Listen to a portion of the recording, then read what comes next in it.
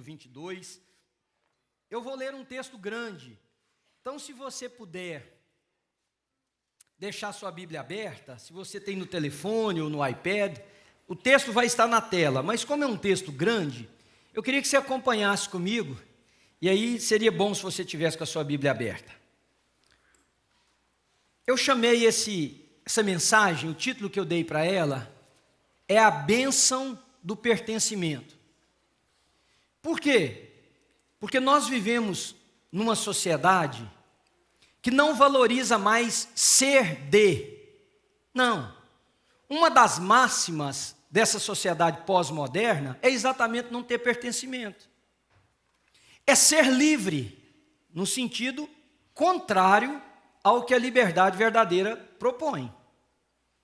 Então, não se tem mais compromisso conjugal, porque cada um é livre. E quando é melhor estar sem, a gente faz. Enquanto é conveniente estar com, também estamos. Essa sociedade pós-moderna, ela propõe uma vida sem amarras. Amarras, sentido negativo. Sem amarras. Mas o que eles chamam de amarras, no sentido negativo, é exatamente o que dá significação para a nossa vida. Eu pertenço a Ana. A Ana me pertence. Eu pertenço a uma comunidade chamada New Life Church. É a minha comunidade. É a comunidade que eu escolhi. Não é ser membro num pedaço de papel, é ser dela. Porque uma coisa é você, é como o casamento. Não é o nome no pedaço de papel, mas é o pertencimento um ao outro. Então eu chamo esse pertencer de bênção, não de amarra. Porque nós pertencemos a Cristo, somos dele, ele é o nosso Senhor. Nós pertencemos uns aos outros. Quem escolhe viver desamarrado da vida, o que na verdade está escolhendo é uma vida sem significado, onde ele se torna um navegante no mar do nada, onde não há porto para ele, onde não há ancoradouro para ele. E eu entendo, irmãos, que um dos promotores, inclusive de saúde emocional e de equilíbrio, é o pertencimento. Porque no pertencimento há uma troca relacional, há um accountability, a gente é responsável pelo outro, como o outro é responsável por nós. Nós temos uma troca de responsabilidades e isso vai dando significado para a vida e vai nos ajudando a ser pessoas melhores. E é por isso que eu chamei da bênção do pertencimento, porque eu vou falar sobre a New Life Church. E eu amo essa congregação. Eu amo esse lugar, irmãos, com todas as minhas forças. E não amo por não ter para onde ir, ou não amo por não ter o que fazer. Não, eu amo porque eu amo fazer e estar aqui. Eu amo fazer e estar com as pessoas que Deus colocou aqui para a gente compartilhar a caminhada da vida, não sabemos por quanto tempo, juntos. Então o texto diz o seguinte: estava se aproximando, versículo 1, a festa dos pães sem fermento, chamado Páscoa. E os chefes dos sacerdotes e os mestres da lei estavam procurando um meio de matar Jesus, mas tinham medo do povo. Então Satanás entrou em Judas, chamado Iscariotes, um dos 12. Judas dirigiu-se ao chefe dos sacerdotes e aos oficiais da guarda do templo e tratou com eles, ou combinou com eles, como lhes poderia entregar Jesus. Irmão, imagina a cena. Imagina a cena. Nós não estamos falando de um pastor. Eu vou continuar a leitura, mas me entendam. Nós não estamos falando do pastorzinho.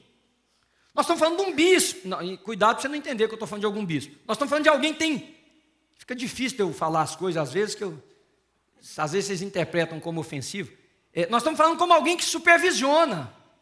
Nós não estamos falando de um cara ali qualquer. Veja o texto.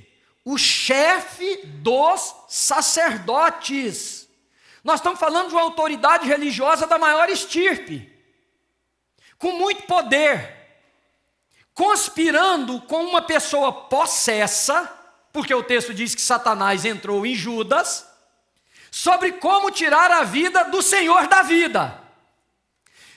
Detalhe, Judas era um dos 12, e os chefes dos sacerdotes eram a elite religiosa. Você poderia dizer para mim, pastor, mas também naquela época política e social. Ok, tira o político e social que não nos interessa nesse momento, eles eram os líderes religiosos.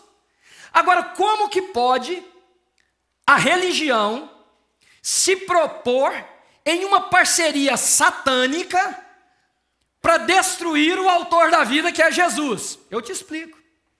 É muito possível. Uma vez, eu tive um professor que foi um homem que me influenciou muito no meu pensamento teológico, na forma de pensar a igreja. E ele sempre falava de uma coisa chamada o pecado institucional. E eu ficava quebrando a cabeça com isso, pecado institucional, pecado institucional. Eu sei que pecado é praticado por pessoas, instituições não praticam pecado, essa igreja aqui não pratica pecado. O que ele quer dizer com isso? E um dia eu cheguei para ele e falei, professor, eu não estou conseguindo entender o conceito. Ele falou, é simples, eu vou te explicar, Manuel. Você um dia vai liderar uma instituição chamada igreja, qualquer a denominação que for. É possível que qualquer um de vocês aqui nessa classe tenham uma mentalidade, presta atenção, diferente do Evangelho de Jesus de Nazaré, e vocês instruam as pessoas que formam esta instituição com esta mentalidade, a tal ponto que o desenrolar desta comunidade, dessa instituição, há tanto pecado em suas práticas que o pecado se tornou corporativo. Ele não é mais individual. Eu estou conseguindo me fazer entender por vocês? É como se, como igreja, nós tivéssemos conceitos, atitudes existenciais tão distintas do Evangelho, que todos nós aqui começássemos a implementar aquele estilo, aquele ritmo de vida em outros. Ou seja, não é mais o pecado do Manuel, desse, daquele, é o pecado de uma instituição. Aqui está isto, queridos. Judas, um dos 12, discípulos de Jesus. Mas será que Jesus não sabia que esse cara ia dar essa mancada desse tamanho? Conspirando com os líderes da religião para matarem Jesus. Então é possível sim que haja parceria, inclusive, entre a religião e Satanás. Cuidado no que você pensa. Judas estava possesso. O texto sagrado diz, não sou eu que estou dizendo. Satanás entrou nele e ele foi lá e falou, gente, eu tenho um jeito. O problema de vocês é pegar Jesus quando não tem multidão por perto? Eu acho um jeito, porque eu faço parte do grupo íntimo. Tem momentos que somos só nós. Eu sei, eu acho uma hora, dou um aviso, vocês vêm e prendem. Está resolvido o problema. Cadê o meu? Põe aqui. Combinaram lá 30 moedas de prata, enfim, o preço estava lá. Vamos continuar no texto, então. A proposta muito os alegrou e lhe prometeram dinheiro. Ele consentiu e ficou esperando uma oportunidade para lhes entregar Jesus quando a multidão não estivesse presente. Ele consentiu e ficou esperando. Ficou esperando onde? Ficou esperando no meio deles. Ficou esperando junto com a turma. Ficou esperando, continuando a se encontrar com Jesus. Você vai entender daqui a pouco por que eu estou dando ênfase nisso. Prometeram dinheiro, ele ficou esperando quando a multidão não estivesse presente. Agora, notem, parece que o texto muda o seu discurso. Porque agora vai falar da Páscoa. Finalmente, chegou o dia dos pães sem fermento, no qual deveria ser sacrificado o cordeiro pascal. Jesus enviou Pedro e João dizendo, vão preparar a refeição da Páscoa.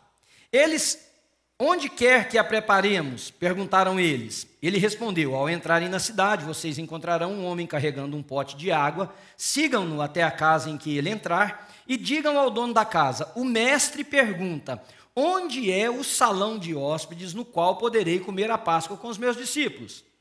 Ele lhes mostrará uma ampla sala no andar superior, toda mobiliada. Façam ali os preparativos. Eles saíram e, encontrando tudo como Jesus lhes tinha dito, então prepararam a Páscoa. Quando chegou a hora, Jesus e os seus apóstolos reclinaram-se à mesa. E Jesus lhes disse: desejei ansiosamente comer esta Páscoa com vocês antes de sofrer. Pois eu lhes digo, não comerei dela novamente até que se cumpra o reino de Deus. Eles não sabiam que Jesus estava já predizendo a sua morte. Eles não sabiam que Jesus já sabia o que lhe estava preparado. Eles não sabiam que Jesus já sabia do martírio que ele enfrentaria, da dor que estava sendo preparada para ele. Eles não sabiam que Jesus naquele momento cumpria ou começava a cumprir o que o profeta Isaías já havia proferido, já havia profetizado: o cordeiro será levado mudo diante dos seus tosqueadores, ele não abrirá a boca, ele sofrerá as suas dores e as suas pisaduras, o castigo que traz a paz para nós estava sobre ele, e ele foi maltratado, pisado. Ele já estava anunciando e os seus discípulos não sabiam disso, os seus seguidores. E aí ele disse o seguinte: tomando o pão, deu graças, partiu. Deixa eu voltar um pouquinho, eu pulei, né? Versículo 16, porque eu lhes digo, não comerei dela novamente até que se cumpra o reino de Deus. Versículo 17 agora. Recebendo um cálice, ele deu graças e disse: tomem isto e partilhem com os outros. A fé cristã é para ser partilhada, a fé cristã é para ser repartida. O dom de Deus que há em nós é para ser dividido, é para ser comunitário. É por isso que isso aqui que está diante de nós hoje é chamado de sacramento. A ceia do Senhor é um sacramento, porque é uma forma com que Deus comunica graça às pessoas comunitariamente, coletivamente. Eu não posso pegar um pedacinho de pão na minha casa, pegar uma taça, seja de vinho ou de suco, ir para um canto, falar: vou celebrar minha ceia. A ceia é comunitária, a ceia é entre os irmãos, a ceia é entre o povo de Deus. Por isso nós fazemos assim. E aí ele mandou repartir, versículo 18: pois eu lhes digo que não beberei desta outra vez, ou do fruto da videira, até que venha o reino de Deus. Tomando o pão, deu graças, partiu, deu aos seus discípulos, dizendo: isso é o meu corpo, dado em favor de vocês, façam isso em memória de mim. Da mesma forma, depois da ceia, tomou o cálice, dizendo: este cálice é a nova aliança no meu sangue, derramada em favor de vocês. Agora leiam comigo o versículo 21, ou pelo menos coloque os seus olhos lá. Mas eis que a mão daquele que vai me trair comigo sobre a mesa. Mas tinha 24 mãos, no mínimo, sobre aquela mesa. Irmãos, quando a gente pensa em igreja, nós temos tantos pensamentos quanto nós temos cabeça nesse lugar aqui. Todo mundo aqui tem uma ideia de como a igreja seria melhor de acordo com a sua vontade. É como se escrevesse o evangelho segundo o fulano de tal. Todo mundo tem uma ideia de como a igreja poderia ser melhor se o pastor fizesse isso, fosse diferente daquilo, fizesse aquilo. Todo mundo tem uma ideia. E essas ideias, elas vão de normais às mais alucinadas do mundo, elas vão de boas a péssimas, mas todo mundo tem as suas ideias. Quando eu e a Ana viemos plantar a New Life aqui em Framingham, eu fiz uma coisa 21 anos atrás. Eu saí conversando com pessoas com um caderno na mão. E eu ia em comércios brasileiros, eu conversei com gente crente e com gente católica, eu conversei com gente que gosta de crente e gente que não gosta de crente, porque eu quero te dar uma notícia: tem gente lá fora que não gosta da gente, e às vezes não gosta da gente com razão, porque nós somos chatos, enjoados, mal pagadores, mentirosos. Tem gente lá fora que não quer fazer negócio com alguns de nós, desta ou de qualquer outra igreja, e antes da gente chamar eles de ímpios, nós deveríamos realmente olhar quem é o ímpio, mas isso é assunto para uma outra conversa. Saí fazendo essas perguntas: e quão bom foi para mim? Porque eu fazia a seguinte pergunta: o que você pensa sobre igreja? E eu falava, uns me perguntavam assim: você é pastor? Falava: sou, mas desconsidera. Do pescoço para baixo tudo é pé agora, pode pisar. Pode, vai na veia jugular. Não se importa, fala o que você pensa, eu preciso te ouvir. E depois eu perguntava para eles o seguinte, uma outra pergunta. Na sua opinião, o que falta numa igreja cristã, evangélica, nessa região? E agora nós respondemos o censo daqui da New Life, e foi tão bom ver que por causa dessa influência lá de trás, as respostas que nós tivemos para o nosso censo foram as que nós tivemos, ou seja, deu certo. Mas hoje eu queria celebrar essa ceia com vocês, celebrando a New Life Church, essa comunidade de irmãos. E aproveitando essa celebração, da qual eu já disse que eu tenho tanto orgulho, para ensinar para vocês alguma coisa ou algumas coisas sobre nós. Porque eu acho interessante que tem muitas pessoas lá fora, inclusive líderes, que sabem tudo sobre nós, mas nunca pisaram aqui dentro. Que são exegetas, são esquadrinhadores de quem é a New Life Church, do que ela se propõe, de qual é o seu pensamento teológico, do que se faz, mas nunca nos ouviram. Estão até ligando agora para saber se está tudo indo em ordem, tá, direitinho. Mas, então já que nós estamos aqui celebrando a ceia, e eu quero ensinar isso para vocês, eu queria partilhar com vocês isso hoje.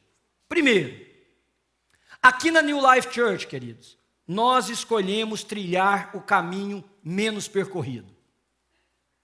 Eu não tenho o menor desejo de ser mais um. Eu não quero ser ou um, mas eu não tenho o menor desejo de ser mais um. E escolher a trilha menos percorrida é perigoso. Por quê? Porque você vai pisar em terrenos que não são seguros, você vai ensinar coisas que quebram o status quo. Você vai fazer propostas que desafiam as pessoas, mas nós decidimos ser isso aqui. Qual foi a minha decisão como líder desse rebanho? Ensinar todo o evangelho para todas as pessoas, para todas as áreas da vida das pessoas. E esse é o caminho menos percorrido, porque nem sempre ele é de encorajamento, nem sempre ele é de causar euforia, nem sempre ele é de causar frenesia, às vezes ele é de fazer você chorar, às vezes é de trazer os seus pés para o chão, às vezes é de chamar para a sua responsabilidade, mas nós escolhemos o caminho menos percorrido, e quando eu leio esse texto, eu entendo que Jesus fez o mesmo, porque estava ali Judas Iscariotes, que Jesus já sabia que tinha feito uma conversa com os líderes religiosos para o matar, e Judas foi para o jantar, gente. Ele foi para a ceia. Eu fico imaginando eu aqui, ó, o Manelzinho. Quando eu fico sabendo que você fez um café na sua casa e que você me malhou lá na conversa, dá vontade de eu ficar ali na porta no domingo. Quero ver se ele vem. E se ele vier, minha vontade de falar, filho do cão, ou filha. Não sou eu, não sei você. Você é muito bom, muito manso. Agora, Jesus ficou calado e permitiu Judas ir para a mesa, pegar o pão, tomar do cálice. E aí eu entendi que essa foi a escolha que nós fizemos aqui na New Life Church. Não de gente ficar falando mal da gente, vocês estão entendendo? É de nós, a nossa escolha foi trilhar o caminho menos percorrido. Por quê? Porque Jesus, tendo todo o poder e autoridade, não excluiu Judas de estar lá. Você é bem-vindo nessa igreja. Embora o seu estilo de vida não tenha nada a ver com o que eu creio, e nem com o que eu ensino. Embora as suas escolhas não sejam certas, muitas vezes. Embora eu falo esquerda e você vai para a direita. Embora a gente ensina com clareza os comportamentos segundo a Bíblia, e você faça a sua escolha. Sabe por quê? Porque, entre outras coisas, eu escolhi tratar com seres humanos, a tal ponto que esses seres humanos sejam tão livres que eles possam fazer as opções que eles quiserem na vida. E isso é muito perigoso, porque a maioria das pessoas gostam de rédeas, gostam de, só não falam, mas gostam. A pessoa quer que alguém dite Qual é o show que ela deve ir? Qual é o tamanho da roupa ou a abertura do decote que se usa? Qual é o tanto que se come ou que se bebe? Mas pouquíssimas pessoas querem ter lucidez em Jesus para saber o que devem e o que não devem fazer. Então nós escolhemos esse caminho. E sabe uma coisa que eu lembrei hoje quando eu estava falando aqui para o pessoal? Eu vou contar para vocês uma história de um rabino que tocou demais meu coração. Essa história é o seguinte, eu falei aqui que era numa palestra, mas eu fui me lembrar, era num casamento. Tinha um rabino num casamento, chegou um outro judeu mais jovem para ele e falou assim: rabino fulano de tal, prazer ver o senhor foi meu, ele falou assim, prazer. Ele falou, você se lembra de mim? Ele falou, não. Eu falei, fui seu aluno. Aí ele falou assim, meu aluno, aí olhou, falou assim, me lembro, você foi meu aluno na third grade, na terceira série. Ele falou, pois é. Aí o rabino, feliz de rever um dos seus alunos, disse assim, como é que você está, a sua vida, o que virou da sua vida? Ele falou assim, me tornei um professor. Aí o rabino perguntou, como? O que te levou a ser um professor? Ele falou, você. Eu? Como? Não, eu sei que o senhor se lembra, mas eu vou contar para o senhor novamente a história. Um dia na nossa classe, tinha um menino que chegou com um relógio muito bonito. E eu sempre fui de uma família muito pobre, e meu sonho era ter um relógio. Relógio de pulso nunca pude. E o dia que esse menino chegou, o relógio muito bonito e tudo, quando foi a hora da gente ir fazer, sei lá, classe física, alguma coisa, tivemos que trocar a roupa, o menino botou o relógio num determinado lugar, e eu fui lá e peguei o relógio dele e botei no meu blazer, no bolso do meu blazer, roubei o relógio. Claro, quando o menino voltou, trocou de roupa, deu falta do relógio, e disse, cadê meu relógio? E aí a professora, a secretária da escola, anunciou lá, gente, sumiu um relógio, por favor, quem pegou o relógio, devolva o relógio do menino. E ele disse, eu estava tão envergonhado naquele momento com o que eu já tinha feito, que eu falei, eu não vou entregar, mais vergonha ainda eu vou passar. E aí o senhor entrou, fechou a porta da sala, eram 2 salas só na escola, o senhor fechou a porta da sala e disse assim, nós precisamos encontrar o relógio do menino que sumiu. Então eu vou pedir vocês uma coisa, todos vocês vão ficar com o rosto virado para a parede, de olhos fechados, façam a fila, todo mundo de olho fechado, com o rosto virado para a parede. E eu vou procurar o relógio. E o senhor foi de bolso em bolso. O senhor enfiava a mão de um lado, enfiava a mão do outro. E eu notei que o senhor, pelo menos em mim, quando chegou, o senhor pôs a mão assim no ombro e descia, como se o senhor estivesse querendo saber onde é que estava o bolso. E o senhor foi de bolso em bolso. Quando chegou no meu bolso, o senhor tirou o relógio e continuou olhando de bolso em bolso até o final da fila. Quando acabou, o senhor disse, pronto, pode abrir os olhos, virar, está resolvido o problema, entregou o relógio para o dono, voltamos para a aula como se nada tivesse acontecido. E o senhor nunca falou comigo sobre aquilo. O senhor protegeu a minha dignidade. O senhor sabia já que eu estava envergonhado do que eu tinha feito. Seus olhos de professor revelavam isso. E o senhor nunca me expôs para os outros. E o senhor nunca falou sequer comigo. Então, naquele dia, quando o senhor defendeu a minha dignidade daquele ponto, eu disse, esse homem marcou a minha vida, eu quero marcar a vida de outras pessoas, você é um professor. Então, eu estou contando, eu sei que o senhor lembra dessa história, porque foi uma história dramática, ficou, todo mundo na escola comentou isso por muito tempo, mas, então eu sou aquele menino, ele foi falar, olha que bom saber, mas eu não sabia que era você. Aí ele falou, como? O senhor pegou o relógio no meu bolso? Ele falou, é porque eu fui de olhos fechados em cada uma das crianças. Eu fui de olhos fechados em cada uma das crianças. Satanás já tinha entrado em Judas, querido. Jesus podia ter barrado lá. Jesus podia ter proibido lá. Existem muitas pessoas entre nós que andam possessas, nessa comunidade ou em qualquer outra. Não possessas de sair caindo, estribuchando, falando com voz que não lhe pertence, esbravejando, com espumas do lado da boca, não. Possessas por uma mentalidade satânica que lhes informa que eles podem viver a vida da maneira que eles quiserem, sem ter um pingo de consideração sobre aquilo que Deus imagina da vida deles, que eles podem trilhar o caminho deles.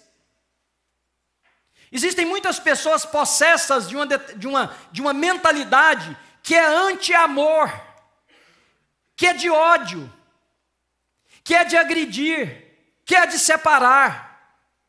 Muitos anos atrás, nossa igreja era bem pequena. Na época, a Sara e o Pedro também eram bem pequenos, menor ainda o Pedro. Tinha um menininho que vinha na nossa igreja, ele veio poucas vezes. E uma mulher falou assim para mim um dia, falou, pastor, você conhece aquele menininho lá? Eu falei, conhecer, sim, sei. Não, o senhor sabe da história dele? Eu falei, sei, porque antes dele vir, eles me contaram a história. O menino foi tomado pelo departamento de cuidado de criança e colocado num foster home americano. E o foster parent, descobrindo que ele era filho de brasileiros e que os pais dele eram cristãos, a igreja mais perto era a nossa, lá na Edgell Road, levou lá. Aí a mulher disse assim para mim, esse menino é um perigo para os meus meninos aqui na igreja. Aí eu olhei para ela e disse assim, ele é um perigo porque ele vem de uma família fragmentada, de um pai e uma mãe que eram usuários de droga, onde a prostituição prevalecia naquela casa. Esse menino é um perigo por causa disso. Eu vou dizer para a senhora como é que eu olho para um menino desse. Eu olho para um menino desse que precisa de um abraço, que precisa de um beijo, que precisa de um lugar que ele veja gente normal, que ele não seja tratado só com gritos e aos pontapés. O que eu vejo nesse menino é que ele precisa de um lugar para ele pertencer, de um lugar que ele receba amor, de um lugar onde ele possa viver de forma normal, onde a casa dele não é destruída da noite para o dia. O que eu vejo é isso. O perigo que a senhora vê, eu vejo assim. Eu disse, dona, ele vai ficar aqui. Ele ficou 4 semanas só, porque o que decidiram depois mandaram ele para bem longe, para nossa tristeza. Mas eu fico imaginando o que é que coloca na nossa cabeça de que nós devemos segregar as pessoas pelos seus comportamentos. E eu entendo que trilhar esse caminho é perigoso. Porque quando essa igreja começou, eu orava, e tem uma irmã muito querida nossa que hoje está lá no Brasil, ela dizia assim, só orava por gente problemática, né? Pois Deus te ouviu em gênero, número e grau. Ela quase falava assim, engole, chupa essa manga aí. E Deus ouviu. Às vezes eu até falei, Senhor, para maneirar um pouquinho, distribui o caldo um pouco, mas não. Mas eu louvo a Deus por isso, queridos. Porque nós queremos trilhar esse caminho menos percorrido. E eu quero te dizer que se você não se sente bem-vindo em qualquer lugar, se a sua vida moral, ética não cabe em qualquer lugar, ela cabe aqui.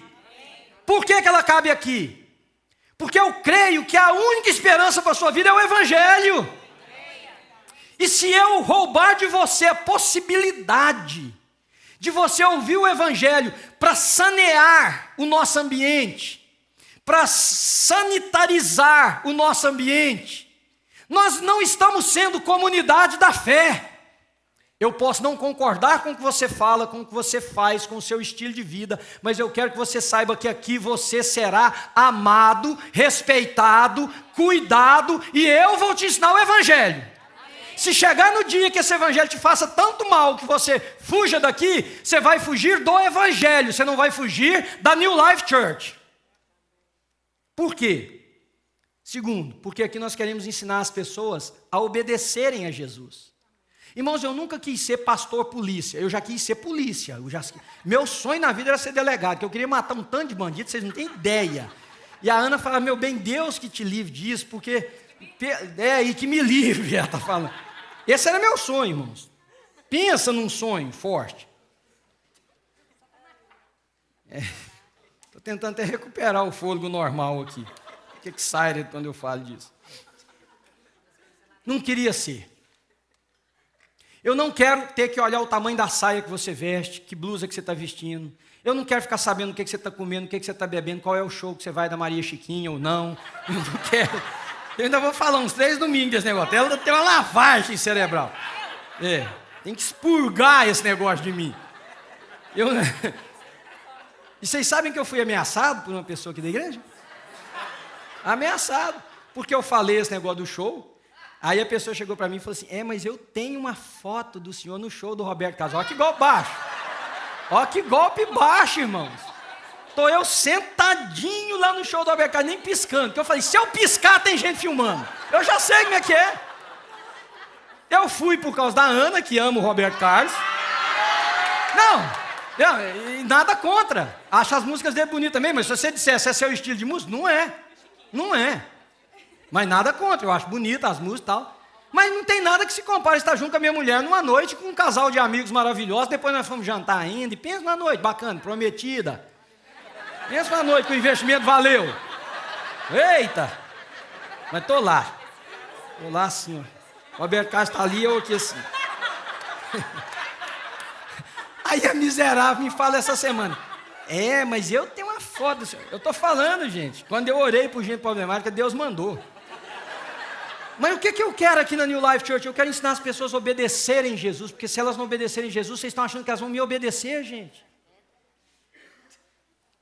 Vocês estão achando que elas vão obedecer o que eu ensino aqui no Domingos? Por ser o pastor da igreja? Você acha que vale a pena você falar, gente, nós temos uma festinha lá em casa tal dia, mas nessa não pode trazer o pastor não, hein? Você acha que eu quero isso para a minha vida? Eu quero sentar à mesa com os meus irmãos.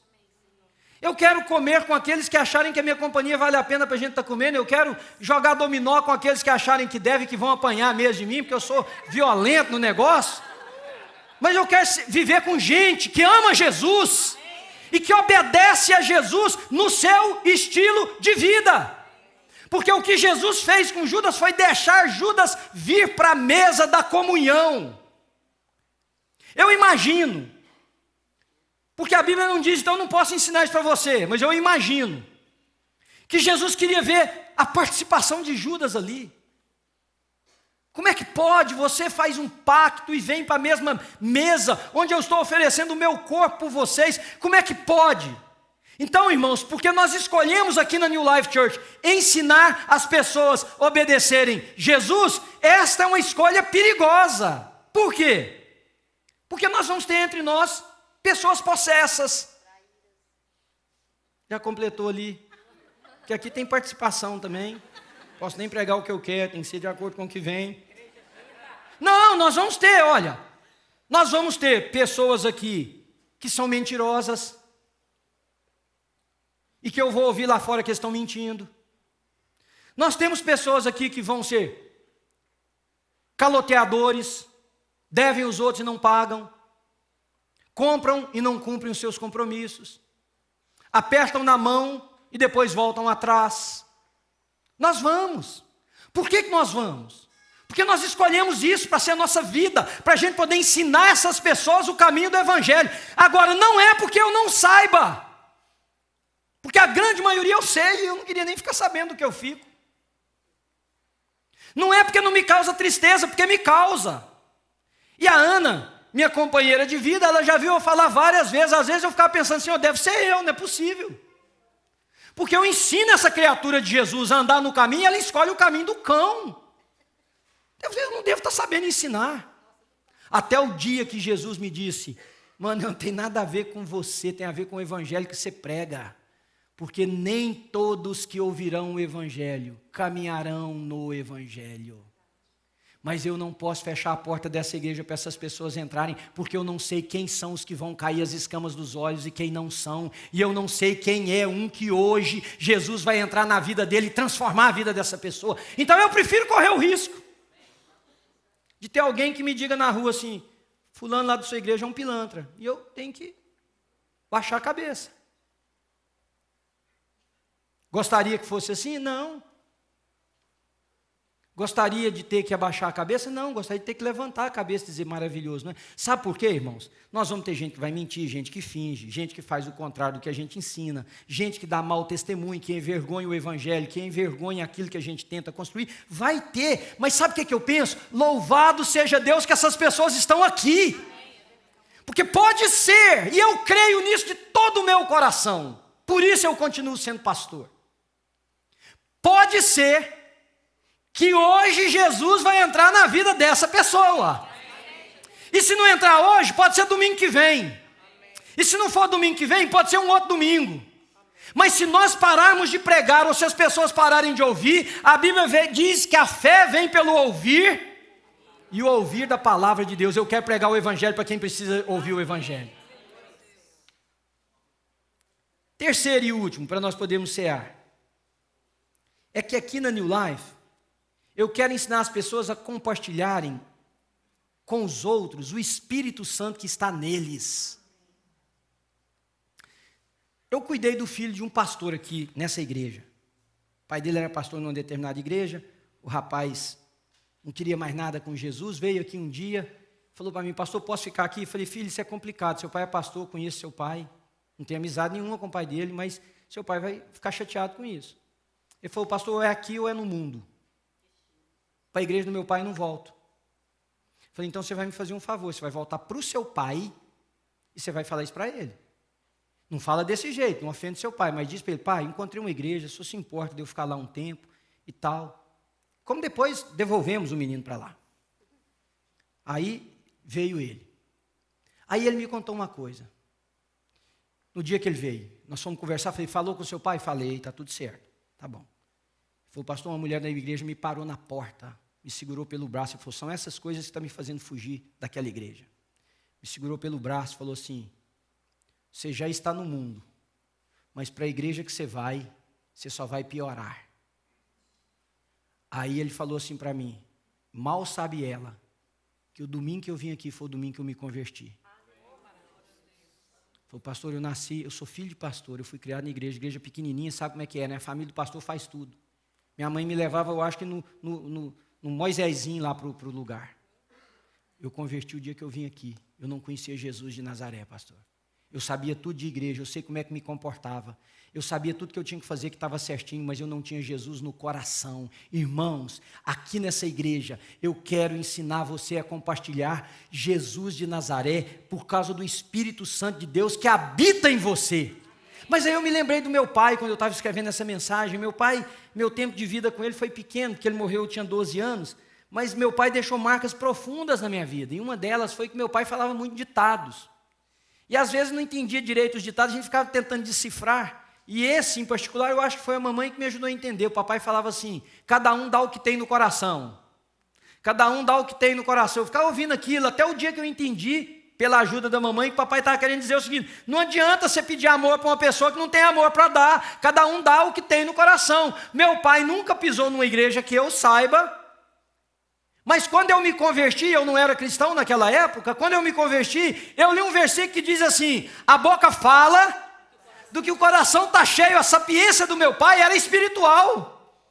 Por isso, irmãos, nós não podemos esperar, como a Bíblia também diz, da mesma fonte, jorrar água doce e água salobra, e água amarga. E eu tive que entender isso, para pastorear essa comunidade, que o que eu quero aqui é ensinar as pessoas a mostrarem para os outros o Jesus que está nelas e que o Espírito Santo de Deus seja percebido. Mas aqui nós não queremos que o Espírito Santo seja percebido porque você grita mais alto, porque você esperneia, porque você levanta a mão ou você fala esses jargões sem um pingo de sentido.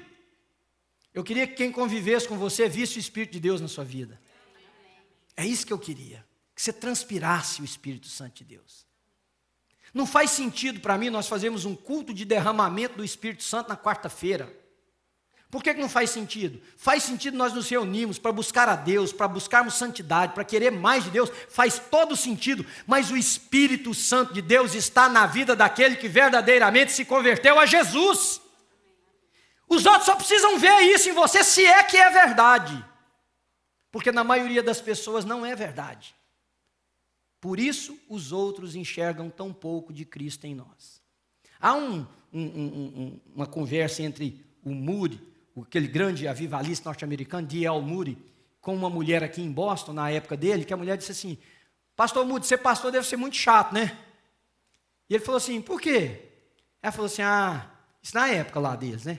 Você não pode ir no baile, pastor não pode fumar, não pode dançar, não pode beber, é muito chato. Ele falou assim: não, eu posso. Ou ele falou assim: pode sim. Eu falei: nem eu posso. Ele falou: não é chato não, pode sim. Aí a mulher olhou para ele com o olho arregalado. Ele falou: a diferença entre eu e a senhora é que a senhora quer e eu não quero. Essa é a diferença.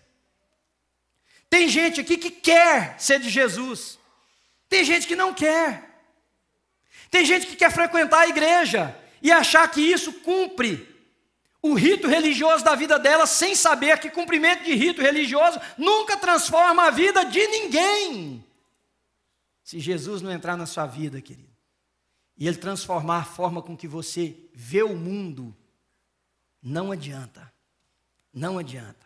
Olha o que Jesus diz no versículo 17. Recebendo um cálice, ele deu graças e diz: tomem isso e partilhem uns com os outros. Aqui na New Life Church nós queremos trilhar esse caminho que é menos percorrido. Nós queremos amar as pessoas pelo que elas são, porque elas carregam a imagem de Deus, por ser humano. Nós queremos ensinar as pessoas a obedecerem a Deus. Porque se ela obedecer a Deus, ela vai amar de forma mais digna a sua esposa e o seu marido. Se ela obedecer a Deus, ele será ético nos negócios que ele realiza. Se ele obedecer a Deus, ele será um homem ou mulher cheio do Espírito Santo, que se importa com a vida dos outros, que ora por quem precisa, que testemunha da fé. Se ele ou ela forem cheios do Espírito, a casa deles resolverão problemas de outras maneiras. E é isso que eu quero. Uma igreja cheia do Espírito Santo. Se for para gritar, grita. Se for para ficar calado, fica calado. Se for para pular, pule. Mas que o Espírito Santo saia pelos poros na vida de vocês. E eu sei que não vai ser assim com todos. Porque eu termino dizendo, quando Jesus sentou à mesa e falou assim: olha, eu desejei ardentemente comer com vocês essa última ceia, porque é a última. Eu não vou fazer isso mais, a não ser lá no reino, quando chegar o reino de Deus, porque lá nós vamos ter uma ceia com o Senhor, amém, queridos? Aqueles que são deles. Mas Jesus fala assim: mas eis que a mão do traidor está comigo à mesa, ou está sobre a mesa. Sabe o que é o equivalente de Jesus falar aqui para a gente hoje? Eu sei que você não é quem você fala que você é. Só que ele não fala para mim expor o seu rosto no telão aqui, ó. Sabe para quem que ele fala? Para você, sussurrando só no seu ouvido. É como os olhos estão fechados. Ele está falando aí para você. Você sabe que isso que eu estou falando é com você. E você sabe que você insiste em fazer, mesmo eu falando com você. E é isso que eu quero aqui na New Life. Eu quero que Jesus fale com as pessoas. Porque saber das coisas que eu sei, às vezes me faz até mal. Eu nem preciso. Mas eu sei, queridos, que se Jesus de Nazaré vier na vida de uma pessoa, de verdade, e nós temos muitos aqui nessa comunidade que isso já aconteceu, ele vai transformar a nossa vida. E as portas dessa igreja, pelo menos enquanto eu for o pastor dela, estarão abertas para que qualquer pessoa possa entrar e encontrar o mesmo abraço, o mesmo respeito, o mesmo amor, e se assentar nesse banco e ouvir a pregação do Evangelho. Porque é só o Evangelho de Jesus Cristo que pode libertar uma pessoa.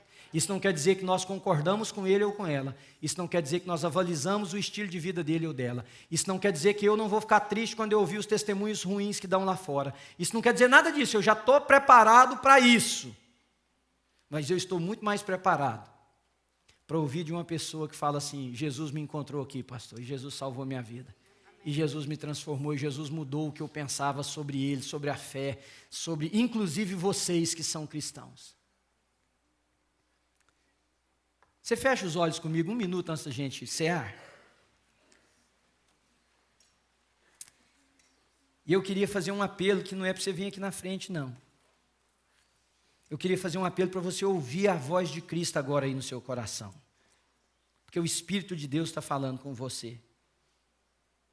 E eu queria fazer um apelo para você simplesmente se deixar receber, se permitir receber a voz de Deus aí no seu coração.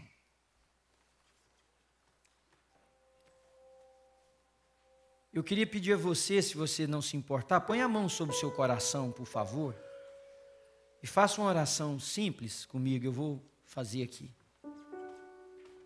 Senhor, eu coloco meu coração diante do Senhor. E eu oro por clareza no meu coração, Senhor. Eu oro por verdade no meu coração. Eu oro por luz no meu coração. Senhor Jesus, eu oro por todas as pessoas que estão aqui nessa manhã. Eu creio, Senhor, eu creio que a voz do Senhor pode ser ouvida por alguém aqui nessa manhã. Como aconteceu no nosso primeiro encontro, eu creio que pode acontecer também aqui agora. Alguém que vai estar com a mão no coração e dizer: Senhor, essa pessoa aí sou eu, entra aqui na minha vida, Senhor. É alguém que vai ver que a cortina foi aberta. Ele ou ela acha que está fechado. Mas Deus está dizendo: a mão do traidor está comigo à mesa. Judas, e só Judas, sabia que Jesus estava falando com ele. Porque era ele que estava possesso e foi ele que foi vender a vida de Jesus por umas moedas. Mas o que eu não queria acontecer, Senhor, e eu oro nessa manhã, é para que o resultado da vida de Judas seja o resultado da vida de pessoas aqui nesse lugar. Não suportando o peso, Senhor, da consciência, ele foi e se enforcou. Eu queria que pessoas aqui na New Life, Senhor, mesmo quando for pesado o diálogo, busquem a vida, Senhor. Se abram para o Senhor. Peçam para o Senhor ser derramado na vida deles. Confessem os seus pecados ao Senhor. E peçam ao Espírito Santo de Deus que venha sobre eles. Porque se nós formos cheios do Teu Espírito, Senhor, nossa vida vai tomar outro rumo. Nós vamos nos importar mais com as coisas que importam para o Senhor, e nós vamos querer viver de forma, não é que a sociedade aí afora aprove ou não aprove, não é isso. Nós vamos viver de forma que a nossa consciência cristã nos conduz a viver. Quem sabe tem alguém nessa hora, Senhor Jesus, que está dizendo assim: sou eu, Senhor, eu sou essa pessoa, entra na minha vida. Quem sabe tem alguém dizendo: Senhor, eu sou essa pessoa que me disfarçava na igreja e chega disso. E se o Senhor fizer isso acontecer aqui, Senhor, vale tudo a razão da New Life existir. A pregação do Evangelho. Porque eu não me envergonho do Evangelho de Jesus Cristo de Nazaré, pois ele é o poder de Deus para a salvação de todo que nele crê, primeiro do judeu, do grego, de todas as pessoas. E a todos quantos o receberem, será-lhes dado o poder de serem chamados filhos de Deus. Faz filhos aqui nessa manhã, Senhor. Obrigado, Senhor, pela nossa comunidade chamada New Life Church. Obrigado pela celebração da ceia e da Tua palavra. No nome de Jesus. Amém. Amém. O apóstolo Paulo, escrevendo à igreja em Corinto,